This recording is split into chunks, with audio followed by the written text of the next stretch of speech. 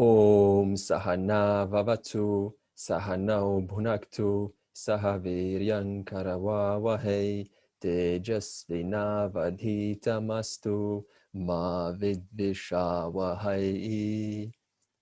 Om Shanti Shanti Shanti. Before I go into chapter 11, I want to summarize how the context of the previous chapters leads into the chapter 11. Firstly, what is the structure of the Bhagavad Gita? It is divided into 3 sections. The first section is chapter 1 to 6. This is called the initial 6. I can give you the Sanskrit term Pratama Shatkam, but I'm sure no one's going to write that down. So just call it the first 6. Okay? And this is chapter 1 to 6 highlights Jiva Svarupa. Svarupa means the nature. So what is the nature of the individual? We covered this in the last few sessions, so we're not going to go into the nature of the individual, of course. It also clears the mind's psychological holdbacks. That means the obstructions like anger, jealousy, and the need to compare, the need to put down, the need to opinionate, the need to say something and imagine that it's correct. So all of these needs need to be first resolved, because as long as the mind's trying to put on an opinion about the world, it's going to be too busy doing that, looking at the news, and then the news is going to trigger, okay, well, let me tell you what this person is saying, and it's going to have a discussion about that. So you can see why it's so important to actually take a moment from the world, right, from the news and what's going on and so on, because it's just going to trigger these psychological issues. Even though, by the way, in chapter 13 of the Gita, we're going to go through values, very important values that we need to, that we can take on, because without these values, then the principle of Dharma is very superficial. Like one of those values is, when there's a tendency to see someone and then you say something about them that is usually negative. And we're habituated to think like this, like there's someone that we don't like on the TV or neighbor or something. And our first reaction is to give something that is putting them down. And there's a quality in the chapter 13, very important, that is going to train us to do the opposite. And this quality is brilliant. It just teaches you, whenever a negative thought comes about something, immediately discover an opposing thought and then contemplate on that thought for a moment. So if I see some person, I say, oh, what an idiot. He just cut me off. Very easy to do, right? It's a habit. So one of the things that we can do immediately is just to find an opposing thought and just pause and go, okay, what can I see about this person that I can appreciate? Because remember, nothing's away from the one cause of the universe. So that's what we will do in chapter 13. Okay, so chapter 1 to 6 focuses on Jiva Swarupam and psychological issues through the means of karma yoga. It's one of the practices that we can engage in. The second section, chapter 7 to 12. This is the second section of the book. Just highlights Ishvara Swarupam, the nature of Ishvara. We've also undergone through this inquiry in the last few sessions, thus we will not go too much detail into that.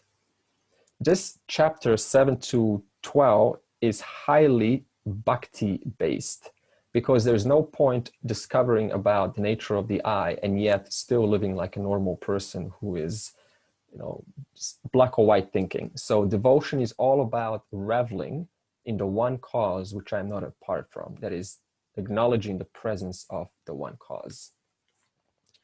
Then chapter 13 to 18, the third section of the Gita, highlights the Jiva Ishvara Aikyam.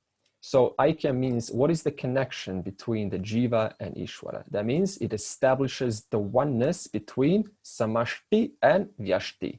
Samashti means the macrocosm, Vyashti is the microcosm. And this we've also undergone in the last session, that is the connecting principle being Brahman consciousness. Now, let's undergo through a quick inquiry of the cause of the universe, Ishvara, before we go on.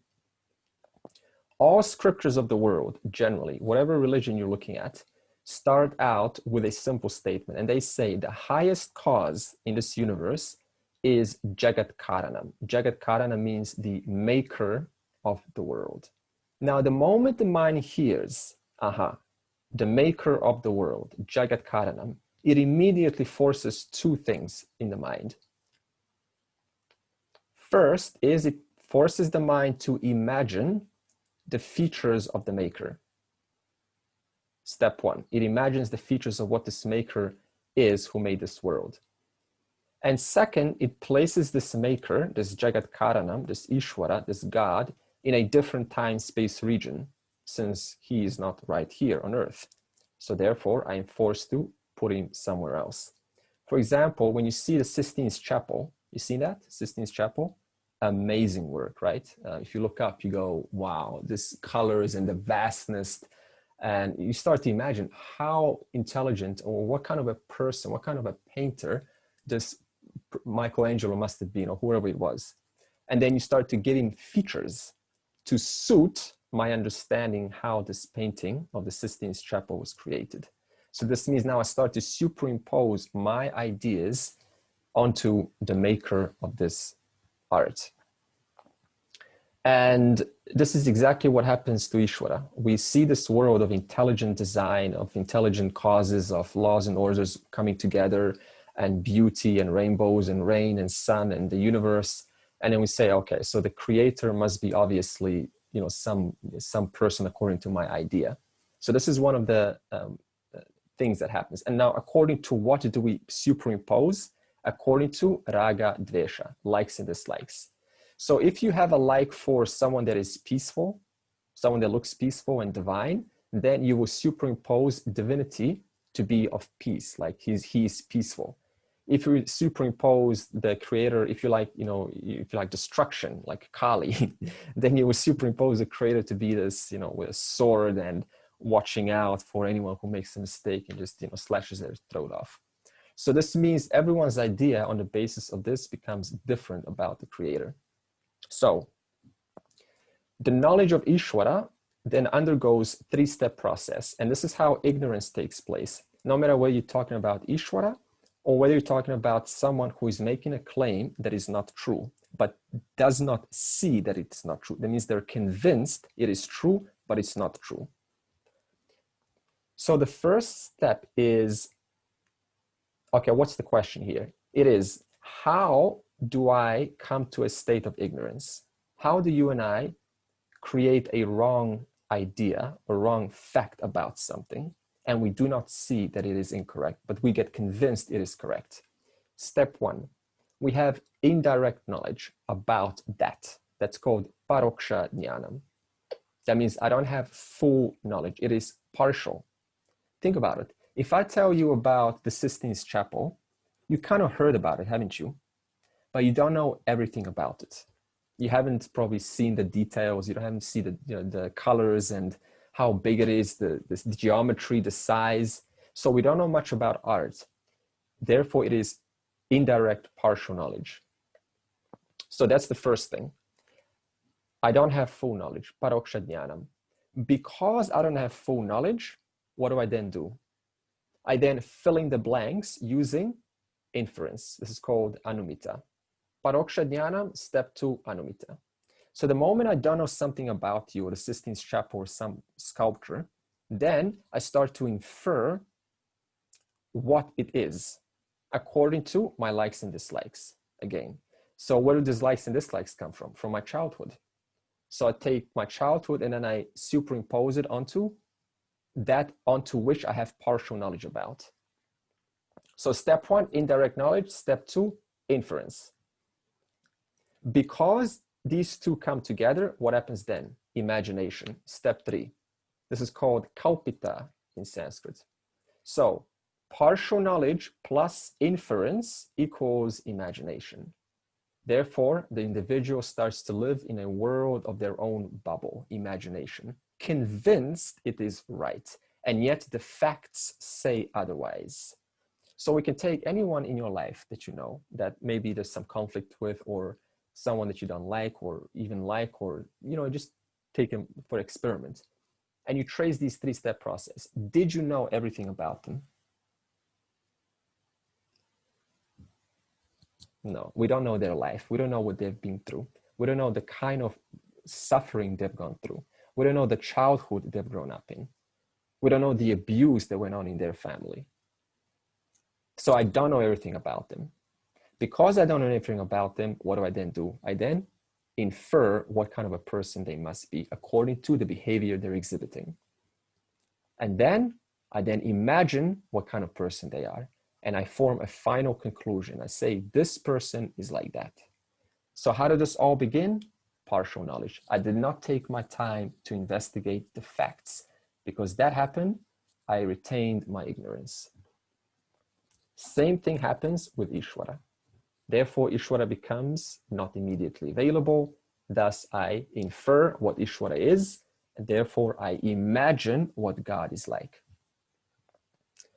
Now, how does the mind imagine Parameshwaraha? Parameshwaraha is another name for Ishvara. Parama Ishvaraha. If the Lord is so intelligent, he thus must be having 100 heads. So we create a 100-headed sculpture or a painting, and then we start to worship according to our imagination. If the Lord is so powerful, he must have weapons, and then we give him weapons. He must be wrathful. He must have a lot of embellishments. And thus we create sculptures and paintings with 10,000 embellishments to express our idea of what this Lord is like. We're not saying all of the sculptures and paintings are like this. Most of them are symbolism. And then what happens? This imagination about the Ishvara is further provoked how? Because the scriptures talk about various lords, like Brahmaji. Brahmaji's got 4 heads. Okay, he's got 4 heads. Okay, that's what he looks like. Shiva's got the trident. Okay, so he's got a weapon. That's what Lord is like. Vishnu, okay, so he must be lying down and resting on a snake. So this again reinforces my imagination, supported by the scriptures, if I don't have the right knowledge. Therefore, it all started how? Partial knowledge. And then I live my whole life according to that. Now, what kind of problems does this create? 2 problems. Anxiety, because which one is real? Is Brahmaji real? Is Vishnu real? Is Shiva real? So then I have to settle on one. And 2, when will this Lord come? When will I see him? Which is really funny if you think about it, because no one really says, how will I know when I see him? How will I recognize him? Did you notice that? Why do people wait for Lord to come? And yet nobody asks, how will I even know when he does come? You know why? Because you already do know in my imagination. That's why nobody asks. Because we just went through the 3-step process. So, and the second is confusion. Because you got, the second problem is like, you got Jesus, and then, okay, so he's forgiving. And then you got, Yogananda, and Babaji in the Himalaya.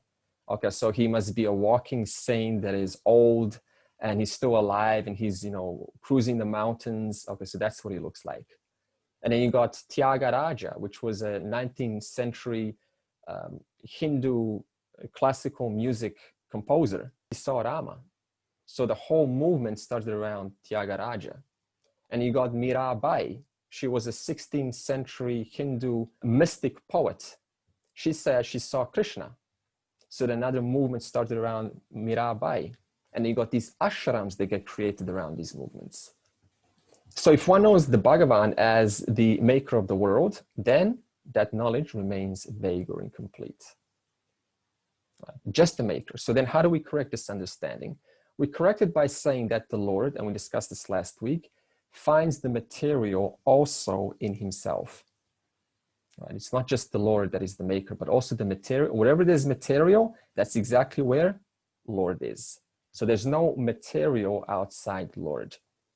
Therefore, the new understanding now changes through this correction is that Ishvara is not only the intelligent cause, nimitta karana, but also the material cause, the upadana karana.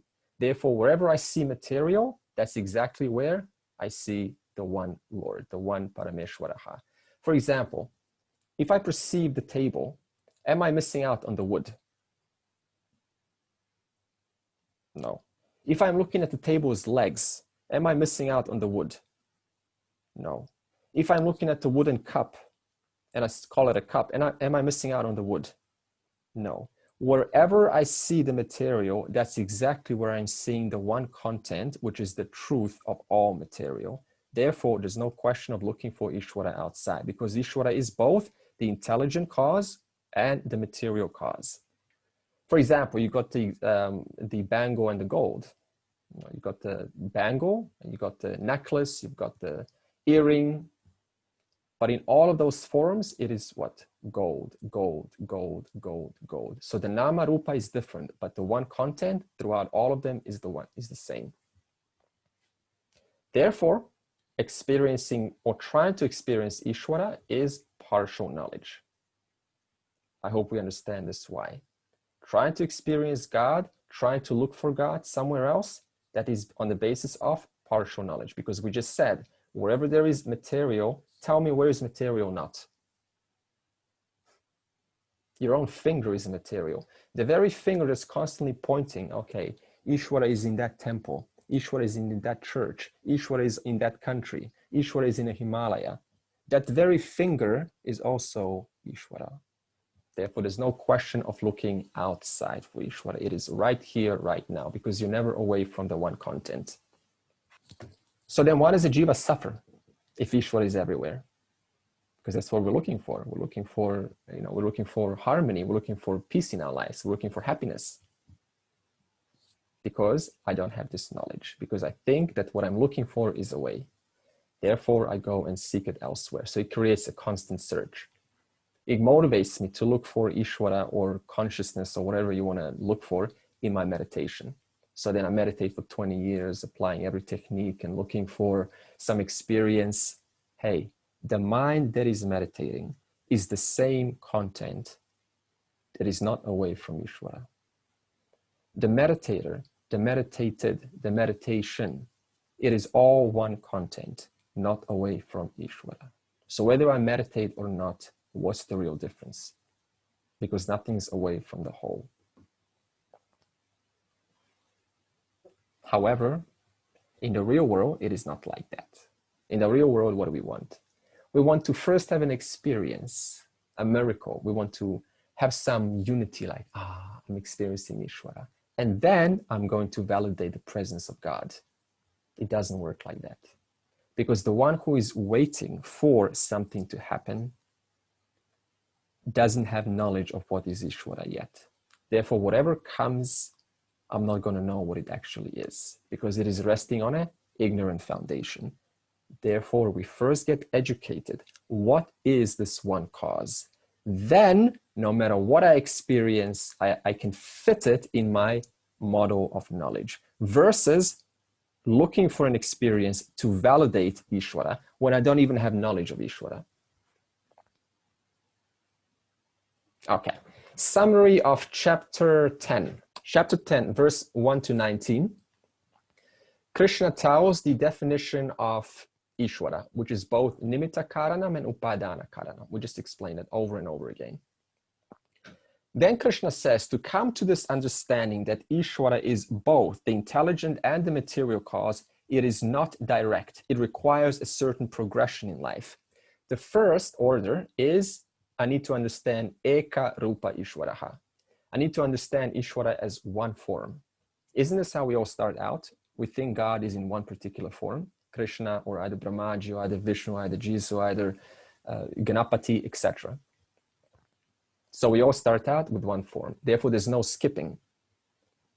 Eka Rupa Ishvaraha, first step. Then after I've learned to admire God in one form, then I'm ready to move on to the second stage, which is Vishwa Rupa Ishvaraha. What is Vishwa Rupa? That means the Ishvara is in all forms. That means I'm learning to value all manifestations as Ishvara. After that, we go into step 3, Arupa Ishvaraha. The true nature of Ishvara is Nirguna, without any gunas, without any attributes. And this is the final stage, Aham Brahmanasmi, which we also discussed in the last session. That means the resolution between the Jiva and Ishvara. There's no real difference. Okay, so these 3 stages we need to go through. Now, notice how you cannot come to Aham Brahmanasmi, which is the final recognition of reality. I need to go through stage 2. That means I need to appreciate all manifestations resolving in the one cause. Why can you not get to stage 3 until you go through stage 2? Then the mind needs to get purified, and slowly we gain knowledge about the truth. Yeah. Okay. Okay, good. So, and look at it this way. Suppose that I'm still looking at the world in a black or white way. What's going to happen through my likes and dislikes? See the contradiction? I'm looking at the world through strong likes and dislikes, and yet trying to reconcile reality, me being not apart from that. And yet I'm finding sections of reality and putting labels onto them. If you're trying to claim direct knowledge when you're going to have an indirect experience, you're only be inferring from what you already know. Yeah, so Robert's saying is it's intellectual, basically, right, Robert? Yeah. Yeah, so it's super, it's intellectual is not like some, word, it's intellectual, it's not, real knowledge. You start out at intellectual, and that through practicing that intellectual knowledge, it converts into real life assimilation, into actuality. So this means as long as these strong likes and dislikes are fully operational, it is very hard to hold this final vision, Aham Brahmanasmi. But we know clearly in real life, it is not easy to hold it. And the reason for that is because these strong samskaras are still causing me to look outwards and give independent reality onto objects as though they're apart from the whole. Therefore, it is work in real life. Okay. Now the question is, why is Arjuna asking for vibhutis, for various glories? Like Arjuna says in chapter 10, hey, Krishna, show me your glories. Like, why is Arjuna saying that? He's saying that because he understands that Ishvara, number one, is too vast to understand. Like the question was that they posed, how do you understand limitlessness? And Kritika also lovely said that that question itself is understood on the basis of my clarity. Right? So Arjuna understands this. That's why he says, hey, Krishna, you're too vast for me to understand. Like too vast, too limitless. You're limitless. Give me something for the small mind that it can grasp. Like a flag, a flag of a country, the flag represents the whole. So give me some glories that I can get inspired by, through which I can see your entire glory. Like start out small, please, Krishna, because my mind's not mature enough, or it's not developed enough. It is in development to assimilate the whole vision. And thus Arjuna receives different vibhutis in chapter 10. So chapter 10 is a preparation for chapter 11, which we're now going into. Okay, verse 20 to 39. So that was verse 1 to 19. Now, verse 20 to 39. This is where Krishna starts to enumerate the various glories. He actually now answers Arjuna's questions. And Krishna says, everything that you see around you, Arjuna, is me. So pick anything that you find inspiration in, anything that inspires you right now. Maybe it's your son, daughter, mom, dad, anything. And then see me, see Ishvara in that. And then start to revel in that thought. So you can train the mind to think like this. Or you can even pick a bird, right? You go, wow, what amazing aerodynamic.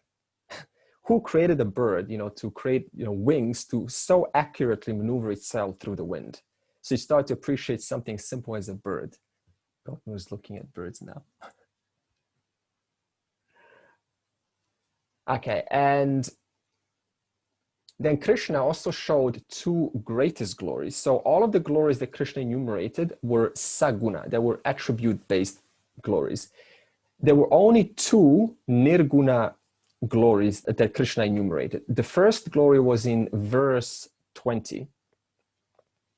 And Krishna started out with chit.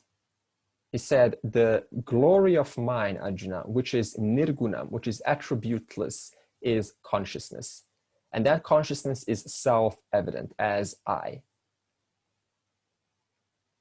And that consciousness is because of which my 5 koshas are recognized. That means whatever is in my physical body, pain, some sensation or some smell, that is all Annamaya kosha, including digestion, circulation, sentiency, excretion, all of that is Pranamaya kosha, including the emotional capacity to feel, that is Manomaya kosha, including the capacity to think, to digest, to calculate, to analyze, Vijnanamaya kosha, including Anandamaya kosha, which is known how?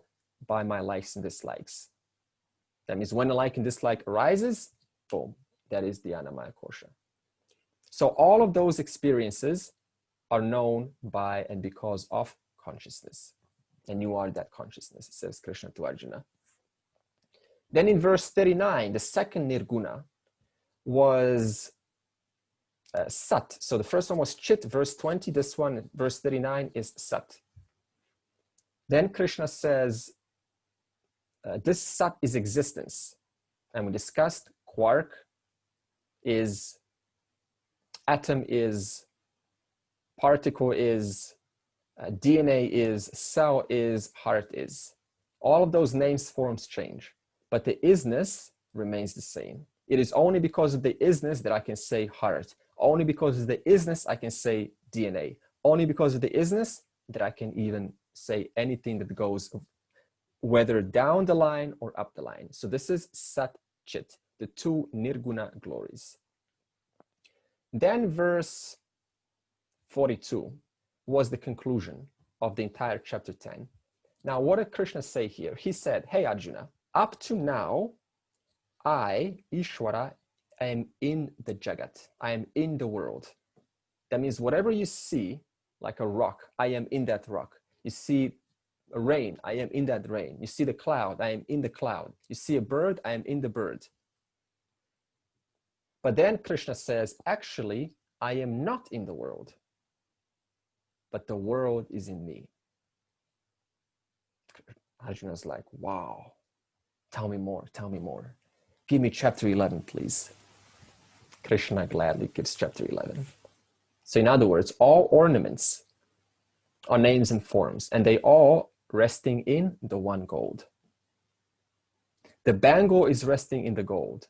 The necklace is resting in the gold. The ring is resting in the gold. So whatever name form you talk about, it is resting in the one content, which is the truth of all names and forms. That's what Krishna is now saying, getting ready, Arjuna, for chapter 11. How do you now assimilate this final vision? There's a twofold understanding to assimilate the whole vision of oneness. And this is where chapter 10 and 11 are connected. The first is, I need to understand, I need to see Ishvara in the world. Step 1. This is called chapter 10. Seeing Ishvara in various objects of the world. Vibhuti Yoga. Once I've developed that capacity to see all knowledge, all power in individual names and forms, including your room and your wall, then I am ready for chapter 11. To see the entire world in Ishvara, who I am not apart from. Thus it's called Vishwarupa Darshanam Yoga. Vishwarupa, that means my darshana, my vision is that all manifestations resolve in the one cause. Title of chapter 11 is The Vision of the Cosmic Form. Vishwarupa Darshana Yogaha. Now you will notice that there is a yoga word in almost every chapter. Yoga in the context of every chapter just refers to a title. That means this is the episode, next episode. So what's the difference between chapter 10 and chapter 11? Again, to give you some context. Chapter 10 is Vibhuti. That means glories, individual glories. This is to recognize that Ishvara is in different mithya forms. So whatever forms we see, Ishvara is in that mithya form. Chapter 11 is Vishwarupa. This is to recognize that the essence of all mithya forms is Ishvara. See that difference? Chapter 10, I recognize Ishvara is in individual mithya forms. Chapter 11 is to recognize the essence of all mithya forms resolves in the one same Ishvara, one same Satyam. So to translate the title of chapter 11, we can say, I am seeing Ishvara in time, space, laws, orders, and all forms all at once. And in the last verse of chapter 10, to give you some context how it carries into chapter 11, Krishna said something very interesting to Arjuna. He said, Arjuna, you've only seen one part of my Ananda limitless nature. One part. Whoa, there are other parts? Definitely.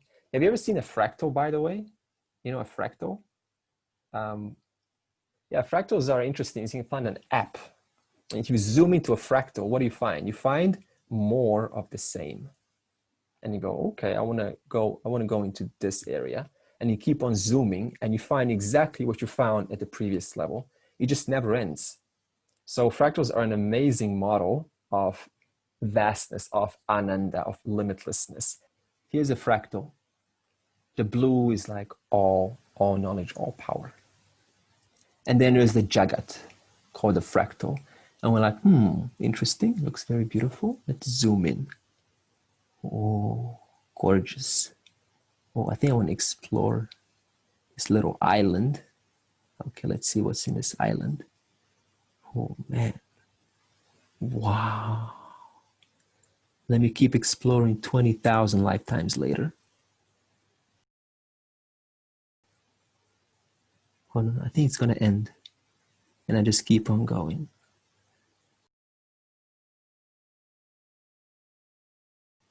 It just never, ever ends. So that is the vastness of this universe. Fractals. Was that fun? I hope so. Like, oh, Andre, don't stop. Don't stop, Andre. Just keep on going. That was great. That was great. So now Arjuna is compelled to ask Krishna to reveal himself in the form of this universe, like the fractal that we just seen. So now the doubt is, how can a limited antahkarana, how can a limited mind, because Arjuna has limited mind, how can that experience the limitless universe? What's going on? I don't know. Well, I guess there's no real answer to this, but one of the things that we can say is that Krishna temporarily, because the Lord, can grace power, he temporarily removes the capacity of limitation from Arjuna's mind to experience. So he temporarily heightens the antahkarana ability. And therefore, Arjuna can now see up and down simultaneously. He can see back and forth simultaneously. He can see all 14 lokas simultaneously. And now, because we readers do not have this privilege of seeing this entire universe that Arjuna is about to see, it doesn't actually matter. The reason is because you can still enjoy Vishwarupa Darshanam. You can still enjoy the entire universe as the one Ishvara in the form of laws, orders, and objects if you have firm knowledge. Now, what knowledge is this? This knowledge is that this Jagat, this world that we experience, is of the material cause. And this material cause, which we've been discussing, it enjoys its existence in Ishvara. And what's the truth of Ishvara? Brahman. Important part that I want to say is training your mind, your antahkarana, to recognize mithya is never separate from satyam. That's where our work is. That's what devotion is about. So you say, okay, what is this whole devotion bhakti? It is nothing but training your mind to devote to things which are seemingly mundane, insignificant, training your mind to see glories of Ishvara right there and then. Because that also spills in everywhere else, in every other area of life. And that's what makes that's what opens up one's vision to appreciate the glories that is all around us. Chapter 11, by the way, is one of the favorite chapters of dualists. Because now you can say, oh, okay, so Lord is out there and, we're here and etc. Now, what is the dualistic interpretation of chapter 11? It is like this. I am the finite subject and Ishvara is the infinite object. Infinite Ishvara is there, and finite self is over here. That's the first interpretation. The second is to see Ishvara in the form of Ishtadeva, right? Your personal deity. So now this is, where, the person will say, okay, well, now we're about to see Krishna, we're about to see Rama, Ganapati, Jesus, etc. And the irony is you can actually do this through certain Vedic rituals. It's not some, imagination. There's actually a science behind this. So what the scriptures prescribe, especially in the 18 Puranas, there's a certain process, and you first visualize what your God looks like. Right? So if your God is 4 heads, then you just visualize, okay, he's got 4 heads. And you make that picture really clear in your mind. And then what you do, what the scriptures, what the Karma Kanda section prescribes is then you engage in tapas. Tapas is where you concentrate your mind, right? With a certain ritual. And this ritual is assigned specifically for that deva, for that devata. Now this mantra, which has been prescribed by the scriptures, consists of syllables, like the Gayatri has 24 syllables. So suppose the mantra has 24 syllables, you then times this by 1 lakh.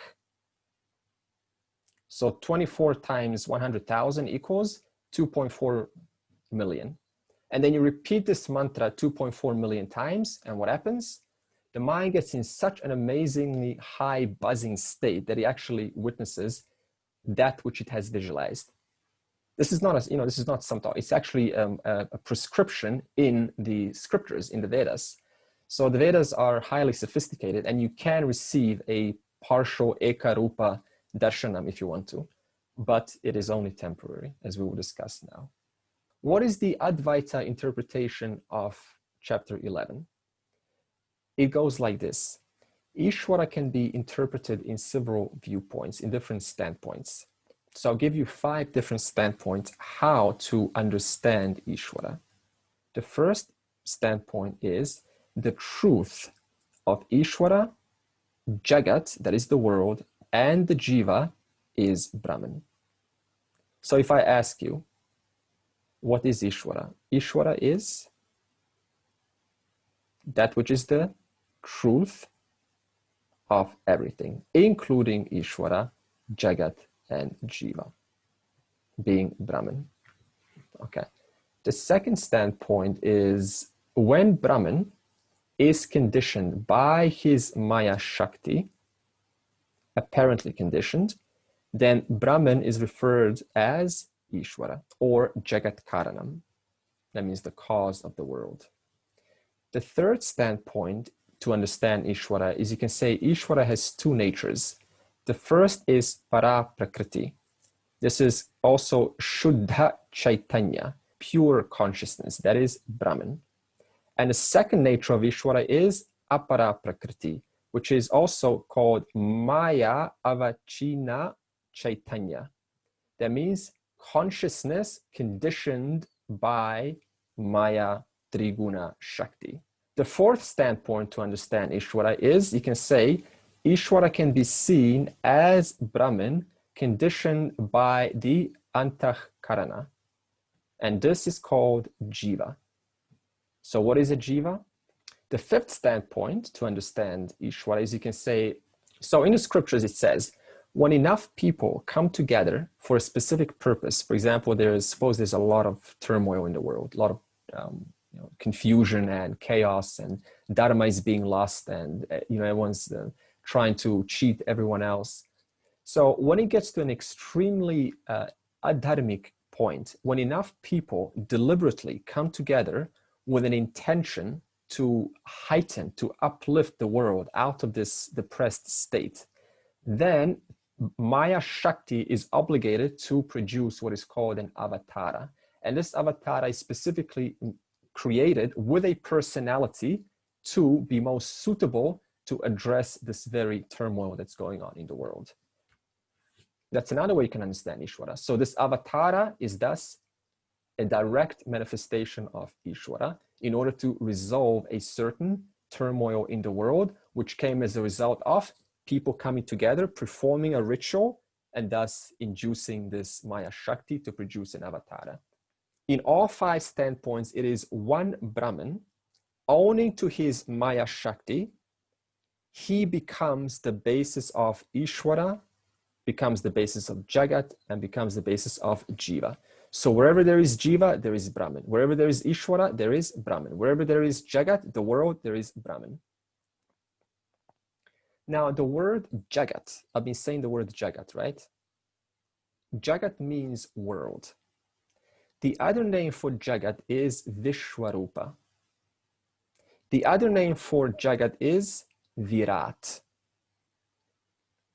Now, when I say world, that is Jagat or Vishwarupa or Virat, what do I mean?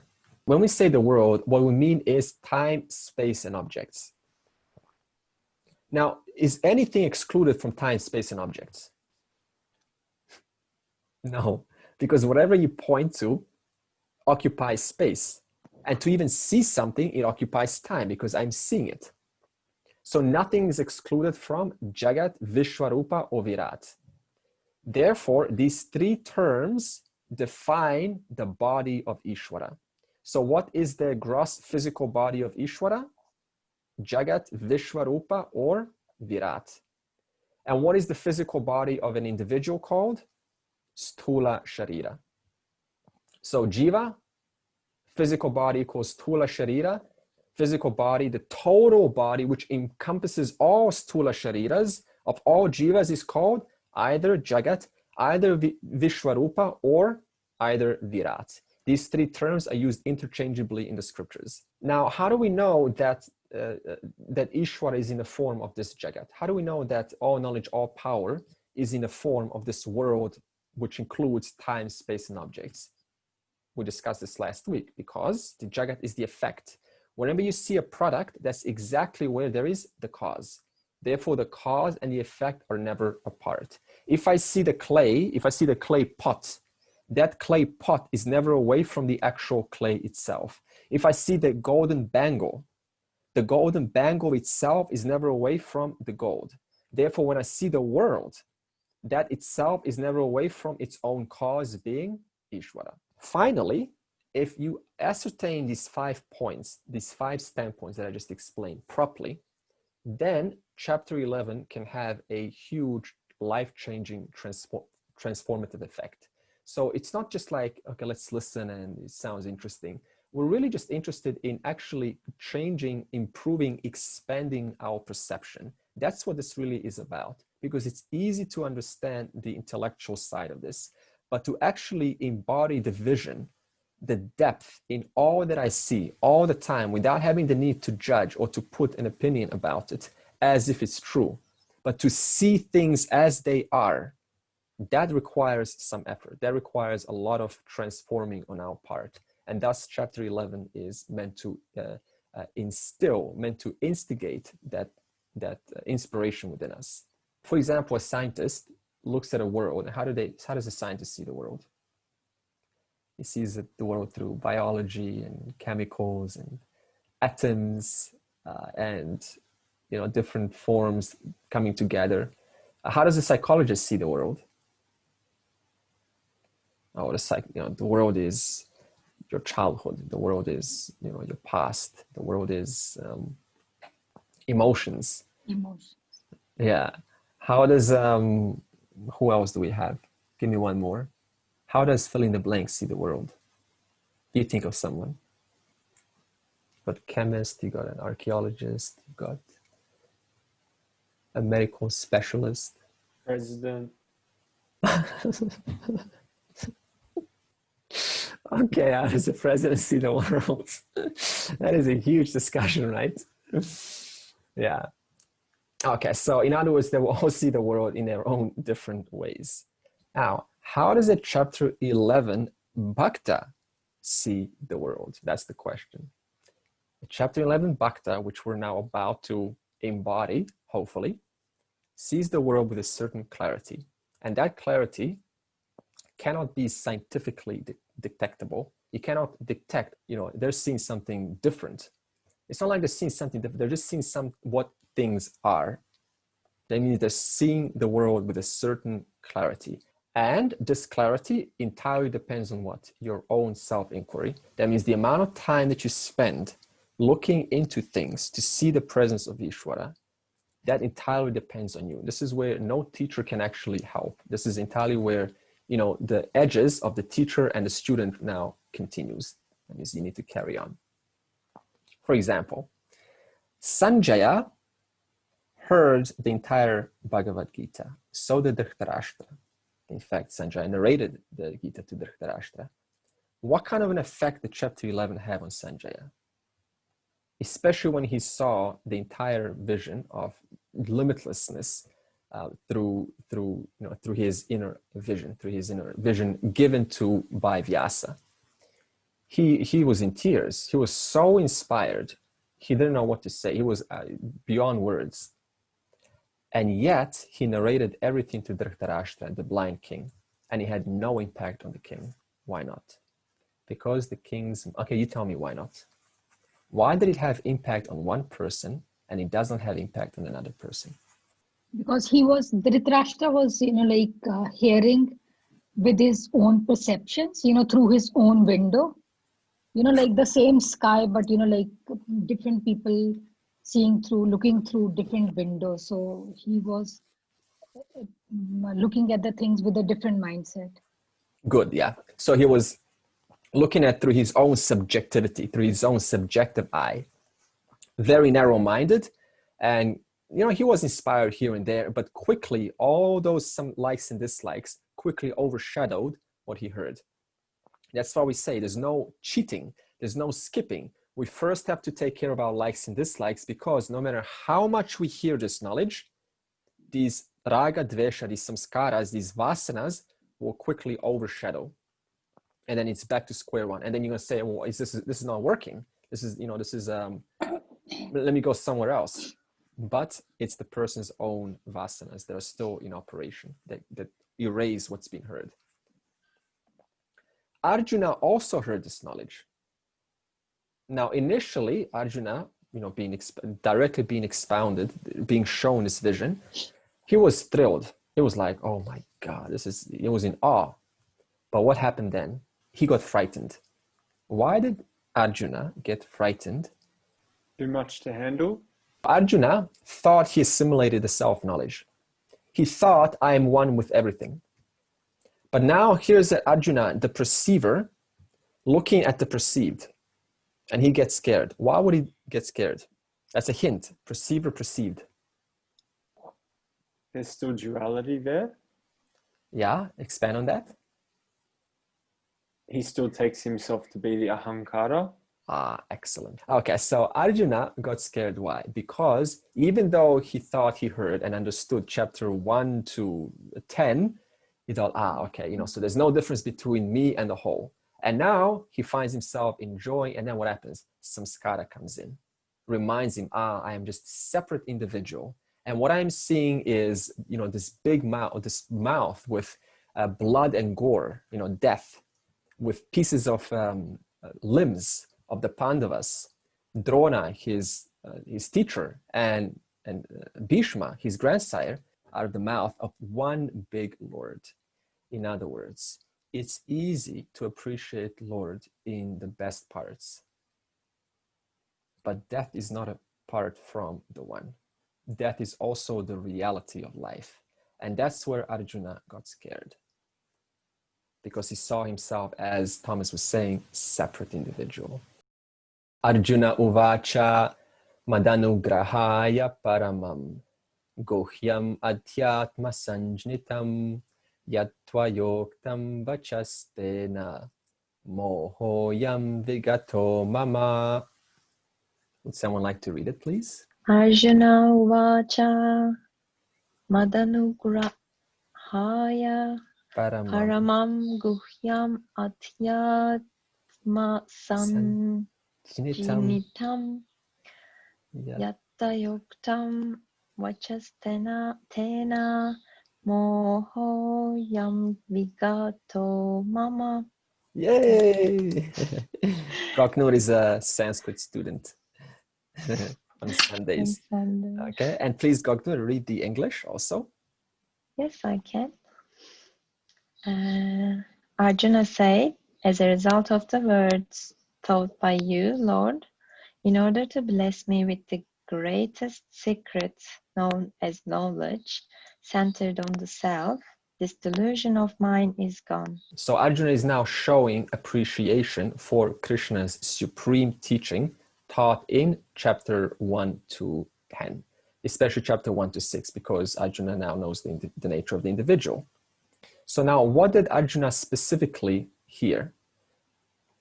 Okay, how do we know it's chapter 1 to 6? Because it says Adhyatma, that means knowledge of Atma, knowledge of the self. Knowledge of the self is expounded chapter 1 to 6. I'm going to refer to Paramarthananda's notes, by the way, because I mixed the Dayananda and Paramarthananda. They're my two teachers. Consciousness is, as Paramarthananda beautifully says, not a part of the body mind. That means you cannot find consciousness somewhere on you.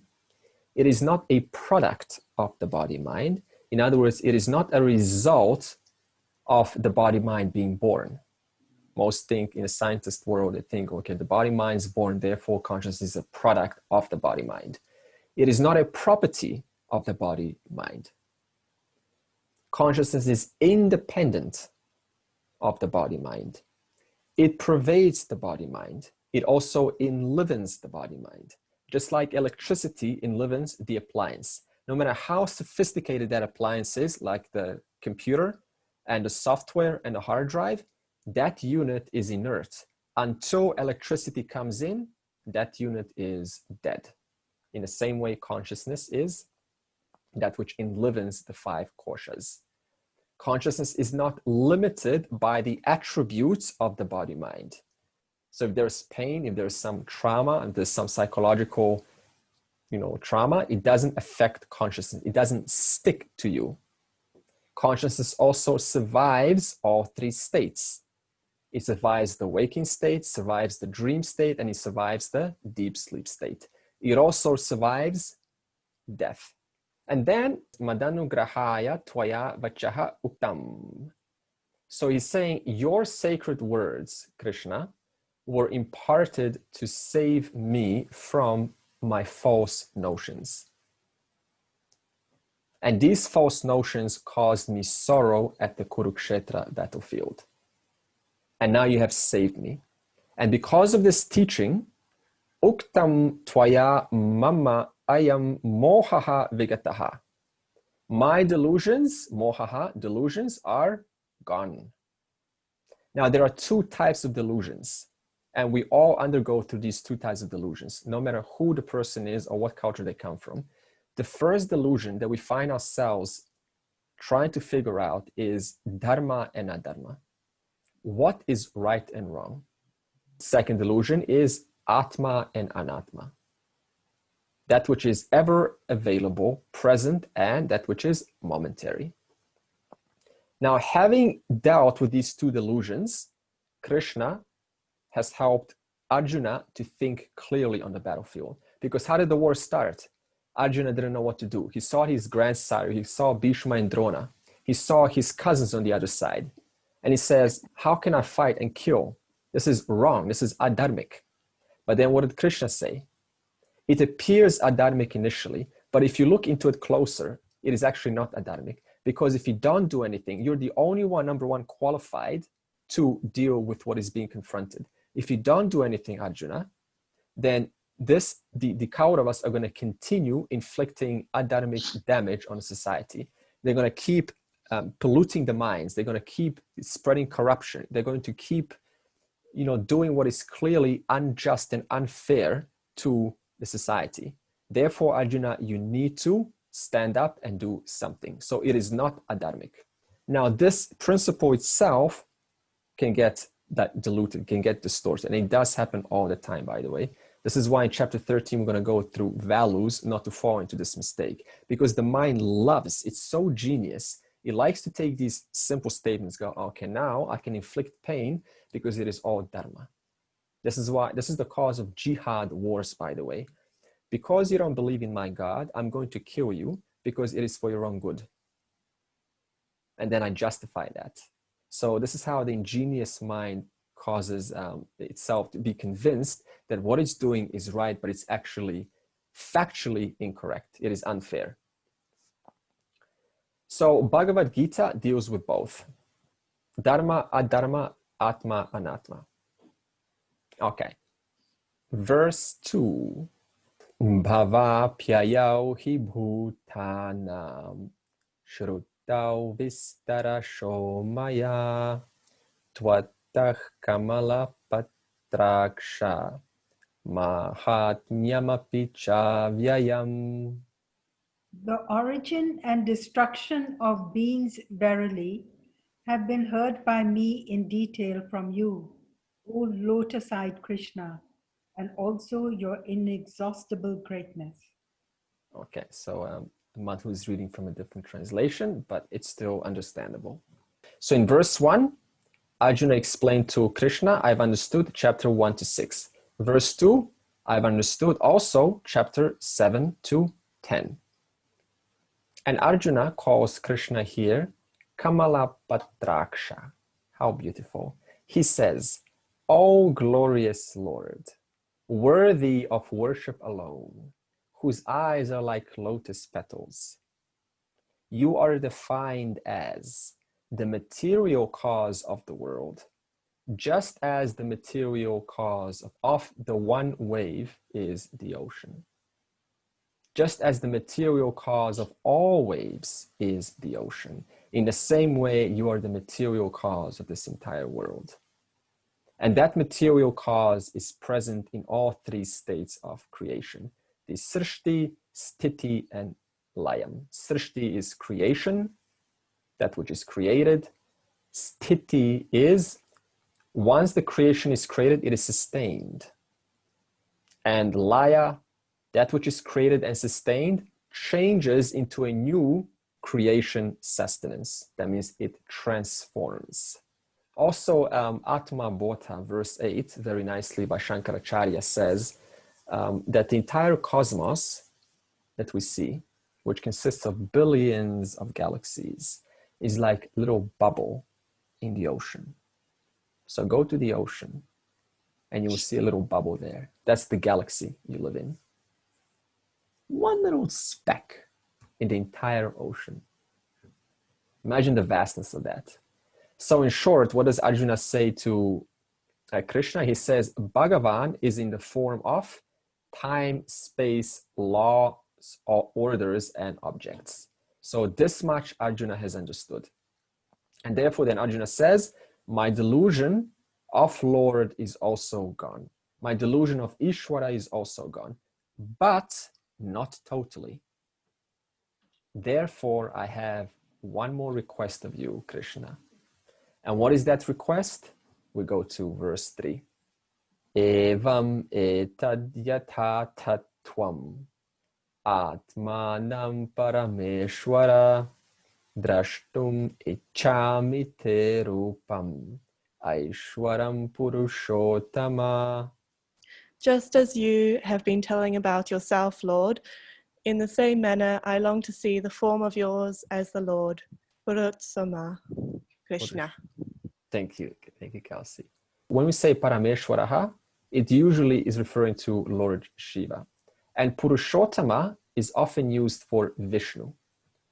Now notice how both of those words are used, both Purushottama and Parameshwaraha. So what is the implication of this? Shiva and Vishnu are both Ishvara.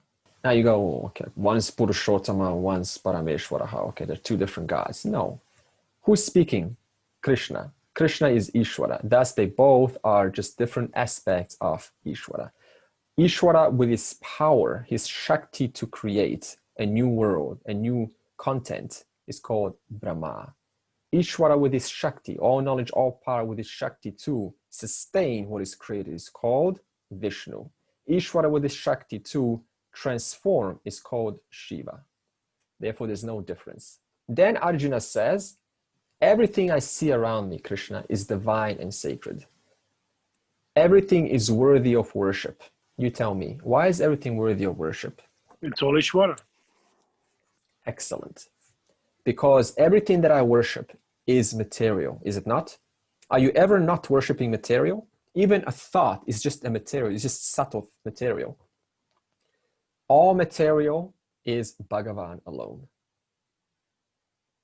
However, that says Arjuna, I still find myself seeing the world through the eyes of my likes and dislikes. I am still influenced by my strong samskaras. So there is a gap between what I know and what I understand. So Arjuna has admitted this much. Hey, Krishna, I've heard you explain to me chapter 1 to 6, the nature of the individual. I was like, wow, I now know the highest knowledge. You explained to me the chapter 7 to 10, the Ishvara Swarupam. I was like, wow, this is fascinating. But still, even after knowing all of that, the reality is I still find myself influenced by my need to look at the world through my own eyes. Therefore, help me out of this delusion, out of this remnants, which are still causing me to see the world in my own way, thus denying me from appreciating your full glory. And for this reason, now I'm going to read.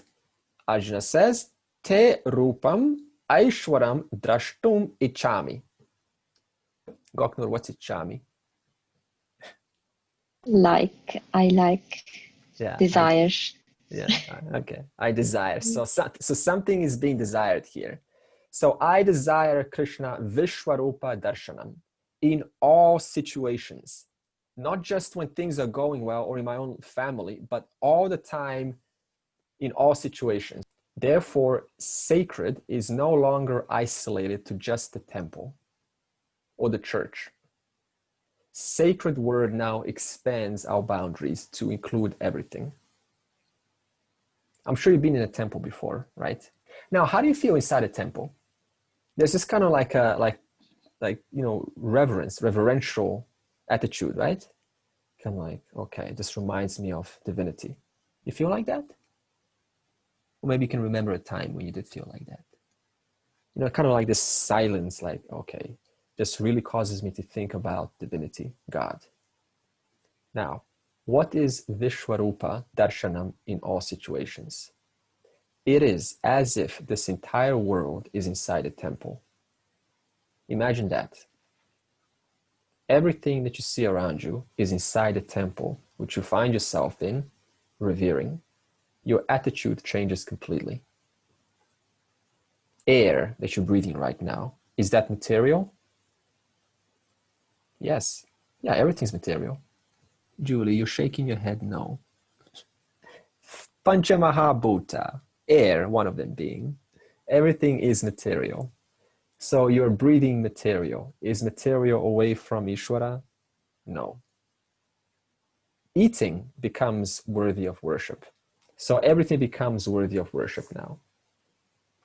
So what is the transformation that Arjuna is undergoing so far? Arjuna has two situations to overcome by now. Having heard chapter 1 to 10, he has two challenges to overcome. The first is knowledge is intellectual. That means I've heard it, but it's still superficial. Arjuna heard Krishna, but he doesn't feel that all that is here is God.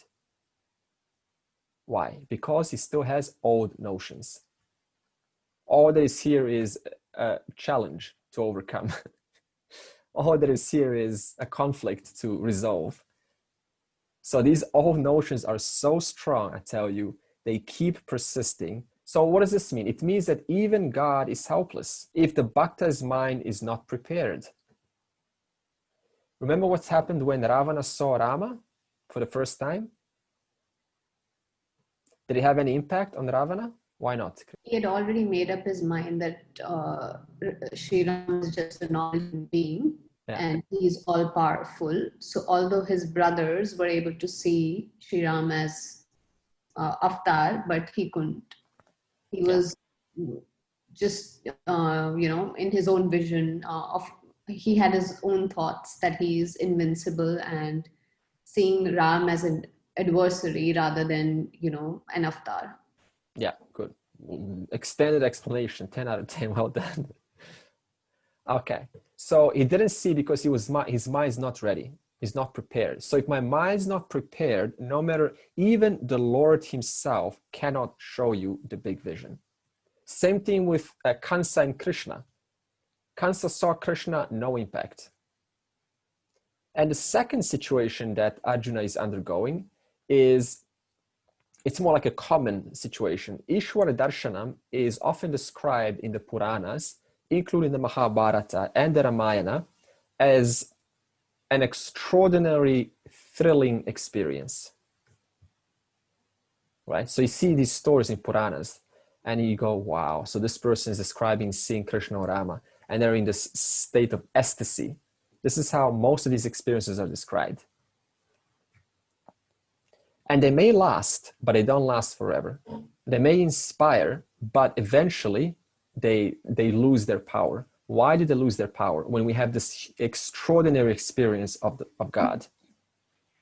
Again, because my raga dvesha quickly overshadows whatever I've experienced. So I go back into my old habits. This is why understanding is crucial. If I'm chasing for experiences without knowledge, then that experience is simply not going to stick, because my old notions are going to override that sooner or later. And you know how the world is. It brings one trigger, and then my mind goes on that trigger, which by the law of association reminds me of 10 other things in life now, which has nothing to do with the original purity that I've been privileged to at least taste a glimpse of. That's why purification is necessary for this vision to stick. Now, when both of these situations are resolved, that means situation 1 and 2, which we all undergo certain one level or the other, then this person is what's called having their third eye opened. In this verse, it's called Divya Chakshuhu, divine eye. So whenever we speak of this, open up your third eye, all you're speaking of is prepare your mind. Have a clean, pure mind. And then through that, I as though have another eye of wisdom called the third eye, Divya Chakshuhu.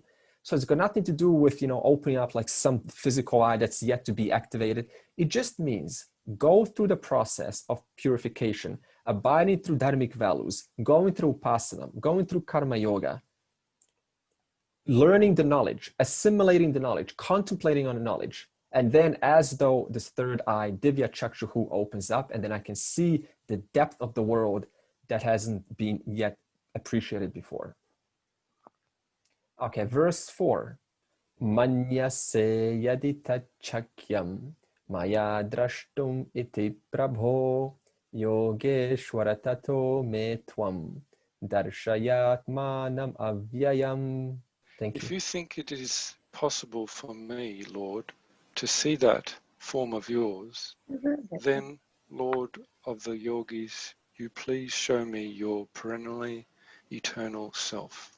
So verse 4, Arjuna realizes an important fact, and that is, I need to clean up my mind. All our lives we spend up cleaning what? Our bodies, our teeth, our hair, buying creams for the face, putting lipstick. Like all life goes in just clean, clean, clean, but it always has to do with external. But when it comes to the mind, that is a lot less popular, isn't it?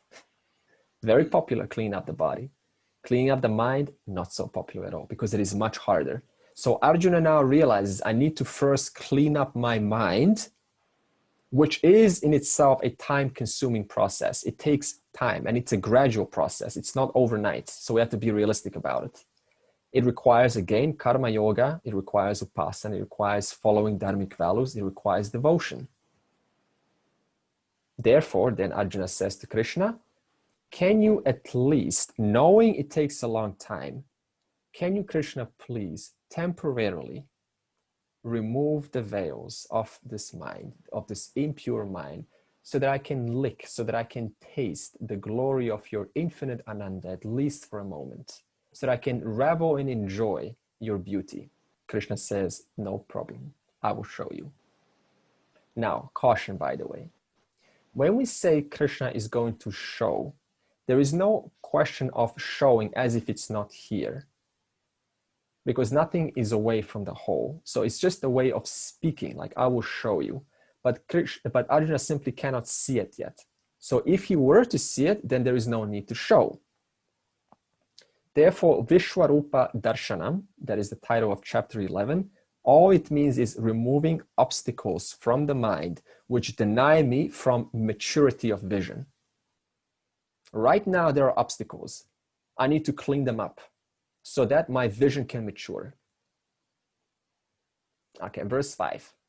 Now, finally, Krishna speaks. Shri Bhagavan Uvacha Pashya me Partha Rupani Shatashotha Sahasrashaha Nana Vidhani Devyani Nana Varna Kriti Nicha.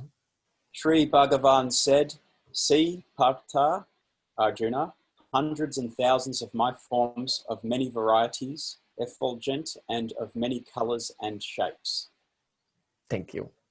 Krishna is saying to Arjuna, you cannot see my colorful, endless glory because, Arjuna, you're not taking your time to deliberately see the one cause in and through all forms. You haven't taken your time to do that. You've listened to me thus up to now, but you haven't practiced enough. So it's a matter of practice and time and effort. You haven't applied sufficient effort to break the old narrative of the mind towards the world and people. The old narrative says one thing, but the scripture says another. And you're still choosing to follow the narrative of the mind. Therefore, this vision is being denied. But because you asked, Arjuna, I will temporarily lift the veils and suspend your mind's filters so you can see the beauty of my Ananda nature. And then we will see soon enough that Arjuna will see this vision, and he was in awe, but quickly became dissatisfied. Meaning that even if the Lord himself shows you this vision, owing to the strong vasana, samskaras, that is still going to overshadow what the Lord is directly showing me. That means I'm going to judge the Lord's creation. Why? Because my likes and dislikes overshadow what is being shown. Therefore, any artificially induced experience, by the way, any experience that's induced artificially, it cannot guarantee permanent transformation. Why? Because it is resting on an ignorant foundation, on a foundation that is unstable. That's why we say the only way to hold the vision is through strong knowledge foundation. Otherwise, anything that is on that foundation is going to get blown away by the winds of daily transactions. Okay, verse 6. Pashya dityan vasun rudran aishwinau marutas tatha bahunya drishta purvani pashyascharyani bharata. Arjuna, see the Adityas. Oh, is this the English version? Yeah. Yeah, go on. See the Adityas, Vasus, Rudras, who Ashwins, as well as the Maruts. See also many other wondrous forms never seen before. So in verse 6, what it's saying is that the universe is governed by laws and orders. And these laws and orders are named by certain devas and devatas. Deva is the masculine, devata is the feminine. It just means gods. That's why you always see the scriptures, oh, who are these devas? Agni devata and so on, devata and deva. So all of these natural phenomena of the world that we experience, like the wind, there's, Vayu devata. Each of these laws in the universe is governed by one or more deva, usually one deva. For example, it says here, Aditya. Okay, so there's how many? There's 12 Aditya. Aditya just means the sun deva, which obtains in the 12 months of the year. So you look at the sun in December, that sun, the quality of that sun is very different than the sun on May. So every month of the year, the sun itself presents a different phase. Therefore, there's 12 devatas of the sun. That's what Aditya is referring to. Then it says Rudra. What is Rudra Deva? It is referring to 10 sense organs, including the Antahkarana. So Arjuna is also going to see how these 10 sense organs, that is the 5 perception organs and 5 organs of action, how are they interfacing with the world itself and the Antakarana, the mind. Then it says Ashwini. So Ashwini Kumaras, they are the devas which preside over your prana, like the pranamaya kosha. And then you got the maruts. Maruts are different forms of vayu, of wind. So sometimes you got strong wind, and sometimes you got weak wind. Sometimes the wind is so pleasant, brushes on the cheeks, you just want more. Please, one more brush. It's like gentle. And then some winds are like sharp, you know, they're like penetrating and piercing. All of these qualities of wind is marut. There's different devas for different winds. Okay, verse 7. Ihaikastam jagat kritsnam pashyadya sacharacharam mama dehe gudakesha yachanya drashtum ichasi. Today, here in my body, please see the entire world, movable and immovable, in one place, and anything else with a kesha which you wish to see. I want to bring attention to mama dehe. So in my body, the whole universe exists, says Krishna to Arjuna. Now in the Mahabharata, interesting symbolism, we're almost done in 10 minutes. There's a nice symbolism. Remember when Yashoda, when Krishna was eating some mud, and then Yashoda found Krishna, he says, open your mouth. And then Krishna opens his mouth, and then what happens inside his mouth, in his little mouth? In Krishna's mouth, what does Yashoda see? The whole universe. Yeah, all 14 lokas. Vast universe. Now, did Yashoda go, wow, I want to open more. Let me see. Let me explore this. What did she do? She got frightened. Right? Whoa, this is too much for me to handle. Why did she get frightened? Because her mind was not prepared. Her mind was not ready to assimilate the vision. Therefore, please don't show me this. This is too much for me. And also in the same way, Arjuna was shown the 14 lokas by Krishna simultaneously, by the way, all, not like one after the other, but all simultaneously, all the universes, all the galaxies, everything all at once. And so what Krishna is saying, only when you see all 14 lokas, then you can appreciate the vastness of my body. I'll give you an idea. You take our galaxy called the Milky Way. In our galaxy, the scientists say there is tens of billions of solar systems. Our solar system is just one of those tens of billions. And that's just Milky Way, never mind Andromeda and so many other galaxies that exist. Imagine how small that is. All of that is inside this universe, this body inside Krishna, inside Ishvara. And by the way, why is Krishna blue? Quiz time. What's the symbolism of that? I think Rani once said she knows why Krishna is blue. Because it's all pervading. It's entire reflection of water and sky. Ah, sky. Okay. What's the sky? Sky is vast. So blue like the sky. Sky is vast. Krishna is vast. Ishvara is vast. Okay, last verse. Verse 8. Natumam shakyase drashtum anenaiva swachakshusha divyam dadamite chakshuhu pashyame yogam aishwaram. But it's not possible for you to see me merely with your own eyes alone. I will give you a divine eye. Please see me, my wondrous power. So Krishna gives us two eyes here. The first eye is laukika chakshuhu. That means the physical eye. They can only see physical objects. It sees your food on the plate. It's seeing the screen right now. It's seeing pixels called Andre, etc. This eye cannot see Ishvara because it can only see as much as the form goes. For example, Ravana didn't see Ishvara when Rama presented himself. Why? Because he is using the laukika chakshuhu, the eyes of the world, the physical eyes. For example, a tourist goes to a temple and he takes pictures of different idols. Click, click, click, click, click, click. And then he asks what kind of questions? Wow, when was this painted? What year was this painted? Hey, I wonder how this was erected. I wonder what's the story behind this. Why does he ask those kind of questions? Because his physical eye stops at what I'm seeing, at face value. The statue itself represents so much more than just when it was erected or what colors and how it's the lines on it. And yet, even though it's right in front of me, I miss it. That's why chapter 9 is called Raja Vidya Raja Guhyam. Not only is this the king of knowledge, but also it is Guhyam, the king of secrets. It is an open secret. It is right in front of me, and yet I still miss it. Why? Because I am stuck in the Laukika Chakshuhu. And then the second is Divya Chakshuhu. It says it in the verse here, Divya Chakshuhu. This is the divine eye, the third eye, another name for it.